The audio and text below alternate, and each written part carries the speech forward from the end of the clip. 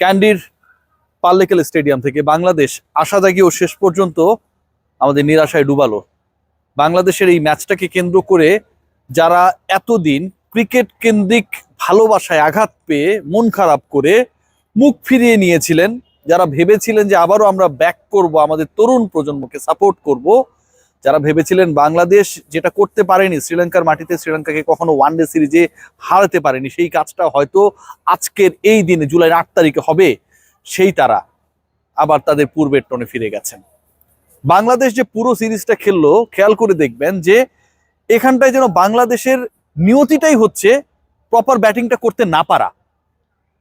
প্রথম ম্যাচে বাংলাদেশ 5 রানে 7 উইকেট হারিয়েছে, পরের ম্যাচে বাংলাদেশ 25 বল আগে অল আউট হয়ে গেছে, থার্ড ম্যাচে বাংলাদেশ যেভাবে মাথা নত করেছে এবং এই ওয়ানডে সিরিজের সবচেয়ে পারফেক্ট উইকেট যেটা ব্যাটিং সহায়ক, সেখানটায় যেভাবে হুড়মুড়িয়ে মুখ থুবড়ে পড়েছে, এটা অবিশ্বাস্য, এটার কোনো ব্যাখ্যা নেই।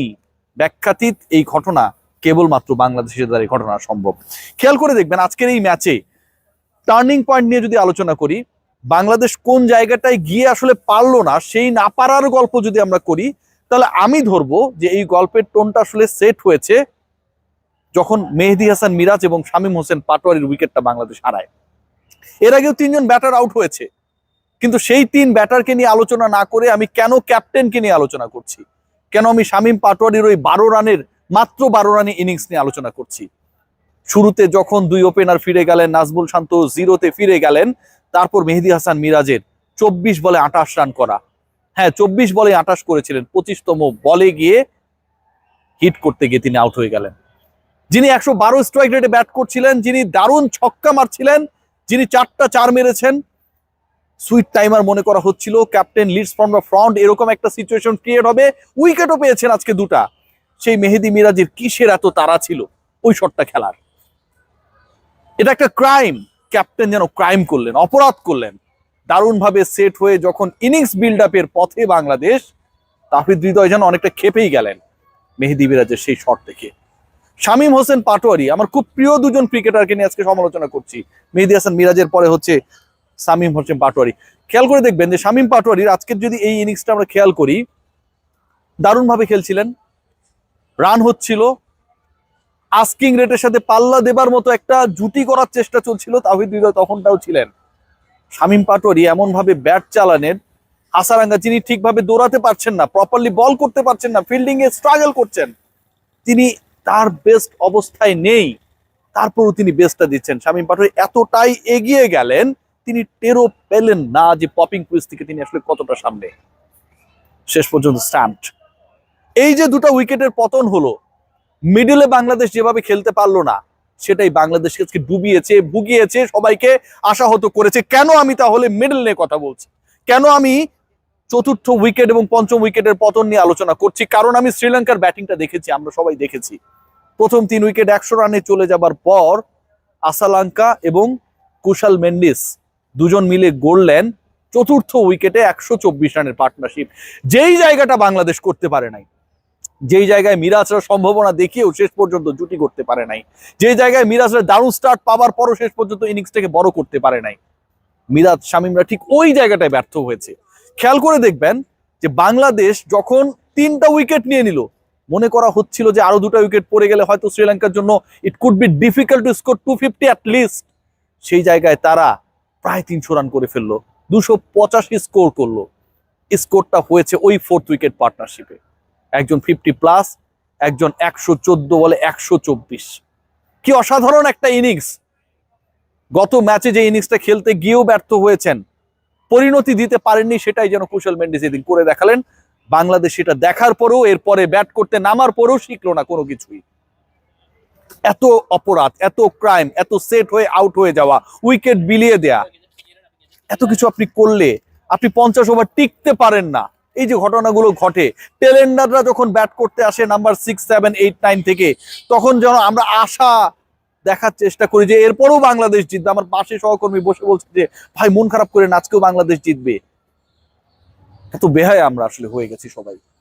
বাংলাদেশের বোলিং ডিপার্টমেন্ট নিয়ে যদি আলোচনা করি, আজকে বোলিং আপনারা খেয়াল করেছেন একদম আপ টু দা মার্ক ছিল না, প্রপার জায়গায় বল পিচ হচ্ছিল না।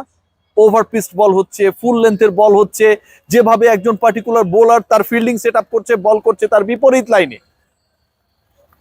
মুস্তাফিজুর রহমান মিডিলে উইকেট নিতে ব্যর্থ। ওই যে বললাম চতুর্থ উইকেট পার্টনারশিপ, 114 রানের 24 রানের পার্টনারশিপ, যেই পার্টনারশিপটা আলটিমেটলি বাংলাদেশকে দেখিয়ে দিল যে কিভাবে ইনিংস বিল্ড করতে হয়। ঠিক ওই পার্টনারশিপ যখন আমরা ভাঙতে পারি নাই, বারবার আমরা মুস্তাফিজকে এনেছি, মেহেদী হাসান মিরাজ নিজে বল করেছে, তাসকিন আহমেদ এসেছে, কিন্তু ওই পার্টনারশিপটা যখন ব্রেক করতে পারলাম না, বাংলাদেশের জন্য সেটাই বড় সেটব্যাক হয়ে দাঁড়িয়েছে।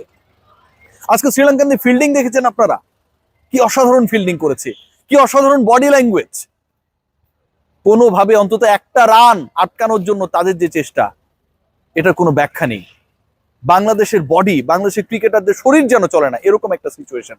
আমি কারোর নাম উল্লেখ করব না, কিন্তু যেভাবে বাংলাদেশ ফিল্ডিং করেছে, যেভাবে আজকের দিনে বাংলাদেশ তাদের প্রাপ্য যে একটা জয়ের সুযোগ তৈরি হয়েছিল, সিরিজ জয়ের সুযোগ, র্যাঙ্কিং এ 9 থেকে আরেকটু রেটিং পয়েন্ট বাড়ানোর সুযোগ ছিল, বাংলাদেশের ওয়ানডে ফরম্যাট নিয়ে গত 19 বছরের মধ্যে বাজে র্যাঙ্কিং এ পড়া দলটার একটু উত্তরণের সুযোগ ছিল, সেই সুযোগটা শেষ পর্যন্ত তারা কাজে লাগাতে পারে না।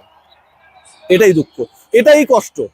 বাংলাদেশ 50 ওভার্স খেলতে পারে না, বাংলাদেশ অল আউট হয়ে যায়, বাংলাদেশ শ্রীলঙ্কার বিপক্ষে আশা জাগিয়েও শেষ পর্যন্ত নিজেরা সেই আশাভঙ্গের কারণ হয়ে দাঁড়ায়। আজকের এই ম্যাচে আমি মনে করি যে বাংলাদেশের বোলিং ডিপার্টমেন্ট, বাংলাদেশের বাজে ফিল্ডিং এবং বাংলাদেশের ব্যাটিং ডিপার্টমেন্টে পরিস্থিতি বুঝে জুটি গড়তে না পারার চেষ্টা, পরিস্থিতি বুঝে উইকেটে টিকে থাকার চেষ্টা না করার যে প্রবণতা, সেটা ডুবিয়েছে। অসাধারণ একটা সিরিজে বাংলাদেশ হলো ফাইট ব্যাক করেছিল, একে সমতা এনেছিল, কিন্তু শেষ পর্যন্ত কিছুই হলো না। টি-20 সিরিজে কি হবে আমরা জানি না, কিন্তু এই দলকে জবাবদিহিতার আওতায় আনতে হবে। হেড কোচ, আমি সবার আগে আমার কাছে আমার দেশ, হেড কোচ বাংলাদেশের খেলার আগের ওই সময়টায় তিনি দলের সাথে থাকেন না, লাস্ট প্র্যাকটিস সেশনও তিনি থাকেন না। অনেক পার্থক্য ভাই। অনেকেই বলছেন যে ওয়েদার আপডেট কি, এগুলো নিয়ে কেন এত কথা বলেন, এমন কি পরিবর্তিত পরিস্থিতি। অবশ্যই এখানটা এখন শীতকালের মতো অবস্থা, বিশ্বাস করেন আমরা যারা শীতের কাপড় নিয়ে আসিনি, আমরা কিন্তু ঠান্ডা অনুভব করছি। হেড কোচ দলের সাথে থাকেন না।